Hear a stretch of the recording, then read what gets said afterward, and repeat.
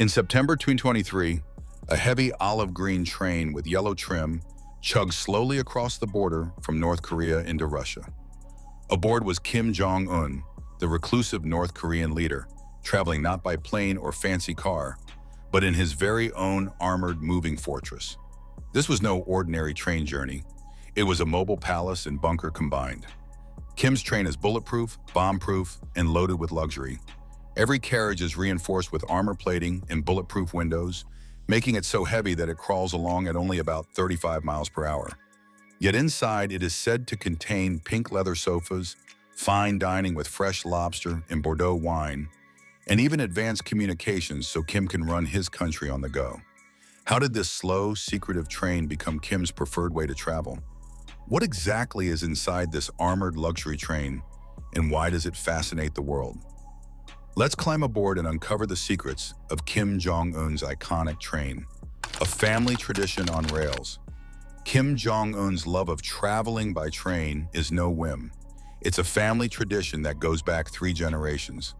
His grandfather, Kim Il-sung, North Korea's founding leader, regularly traveled abroad by train during his rule. He once took an epic train trip across Eastern Europe in '84. Kim's father, Kim Jong-il, was famously afraid of flying, so he relied exclusively on trains for his rare foreign visits. In 2001, Kim Jong-il undertook a marathon 20,000-kilometer round trip from Pyongyang to Moscow and back by rail, a journey that took about 24 days. He hosted lavish banquets on board and even met Russian officials during stops, cementing the train's reputation as a rolling symbol of power. North Korean state media later revealed that Kim Jong-il died aboard his train in 2011 of a heart attack. The very carriage he died in was preserved and put on display in the Kumsusan Mausoleum in Pyongyang, as if to underscore how integral the train was to his life. Kim Jong Un, who took power in late 2011, inherited this penchant for rail travel. Unlike his father, Kim Jong Un does occasionally fly. For instance, he flew to Singapore in 2018 for a summit with Donald Trump. But he has still chosen his train for most major trips abroad. In fact, since becoming leader, Kim has made 7 international trips as of 2023 and used the train for the majority of those. His first foreign trip was to Beijing in March 2018, and it was shrouded in intense secrecy. A mysterious armored train pulled into Beijing under heavy guard, prompting widespread speculation that Kim was on board, which turned out to be true. Similarly, when Kim traveled 4,500 kilometers overland to Hanoi, Vietnam in 2019 for a summit with Trump, he spent 2.5 days on his train to get there, underscoring how committed he is to this mode of transport. Why trains? Partly it's about safety and control.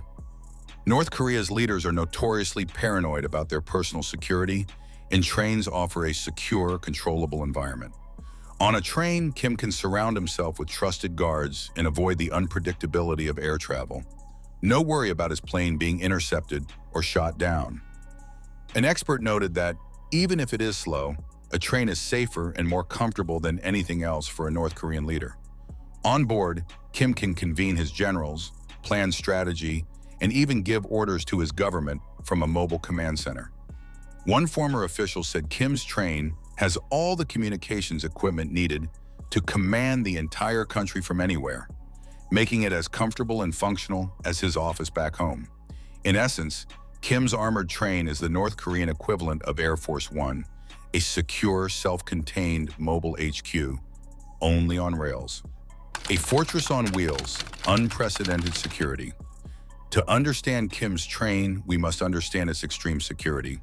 This train is often called a moving fortress for good reason. Every carriage is bulletproof, with thick armored walls and floors designed to withstand bomb blasts. The windows are bullet-resistant glass, allowing those inside to survey the outside world while remaining safe from gunfire. According to South Korean officials, reinforced armor plates line the carriages top to bottom, making them thousands of pounds heavier than normal rail cars. This extra weight is why the train's top speed is only around 55 to 60 km/h, 35-37 miles per hour, a snail's pace by modern standards, but an acceptable trade-off for safety in Kim's eyes. North Korea's poor rail infrastructure further limits the train to about 40 kilometers, 25 miles, on home soil. As one observer quipped, the armored train rattles along slowly, but it provides the ultimate protection for its passenger. Beyond passive armor, Kim's train is reportedly heavily armed. Security sources claim it has at least 2 machine gun emplacements on board, and Sibley even surface-to-air missiles and anti-tank weapons hidden in some carriages.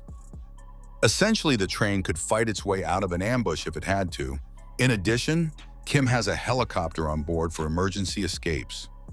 One carriage is configured to carry a small MD-500 helicopter, an American-made model, likely acquired covertly, that can be deployed if Kim needed to evacuate quickly.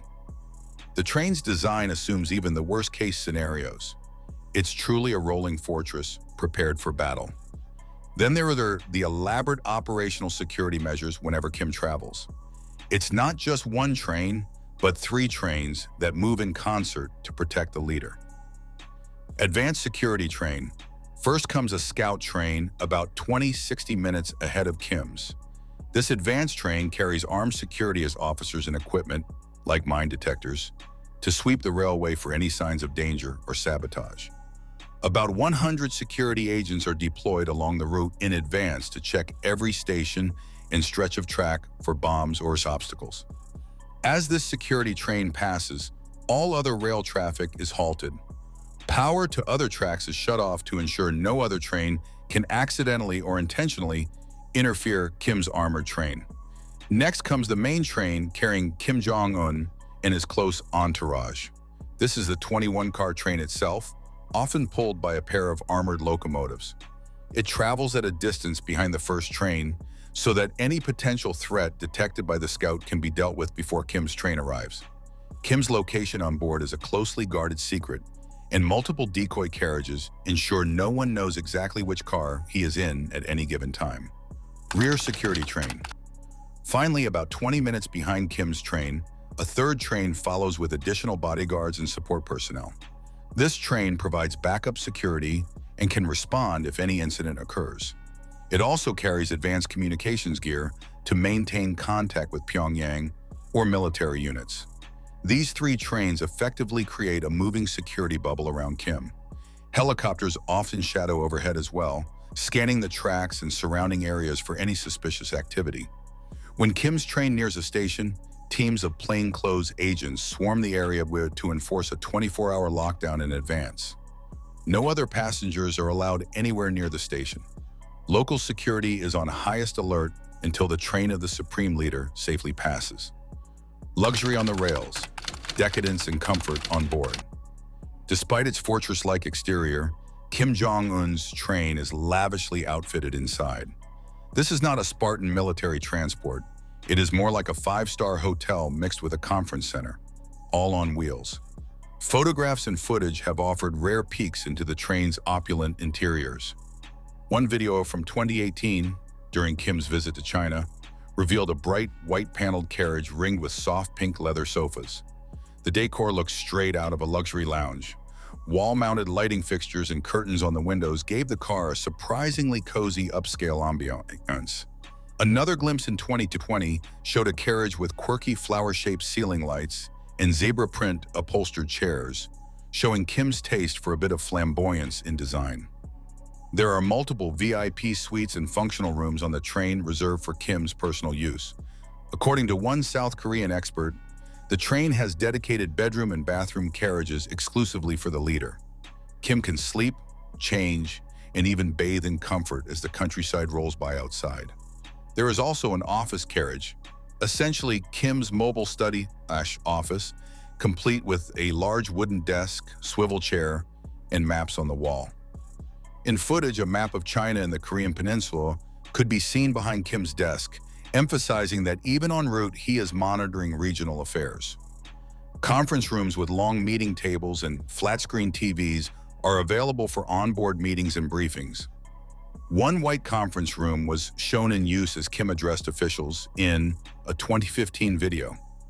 All communications technology is at his disposal: satellite phones, radio systems, and even internet connectivity.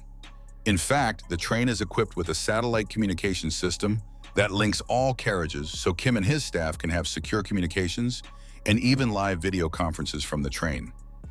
This connectivity means Kim can issue orders or receive updates from Pyongyang just as if he were in his palace, reinforcing that idea that the train is a sweet home and an office combined.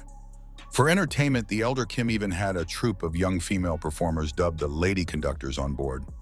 These women, dressed in uniform, would sing songs and entertain guests during the long journey, Pulakovsky recounted.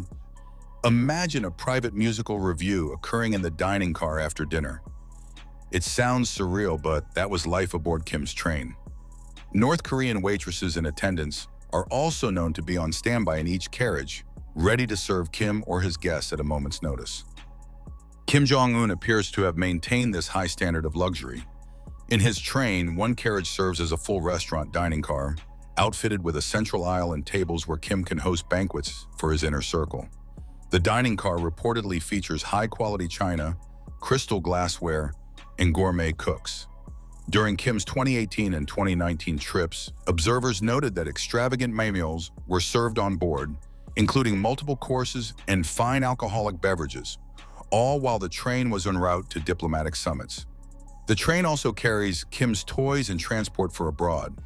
At least 2 armored Mercedes-Benz limousines travel on the train in special auto-carrier carriages. These luxurious bulletproof cars are unloaded whenever Kim arrives at a destination, giving him secure ground transportation.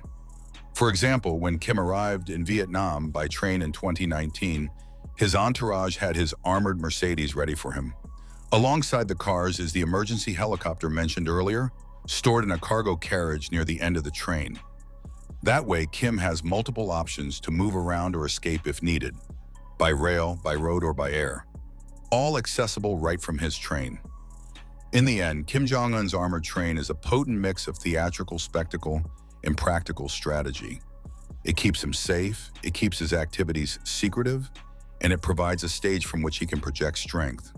As long as the Kim dynasty rules in Pyongyang, we can expect this train, part luxury hotel, part fortress, part command center, to continue rolling down the tracks of history, carrying with it the weight of a regime and the guarded mysteries of a nation.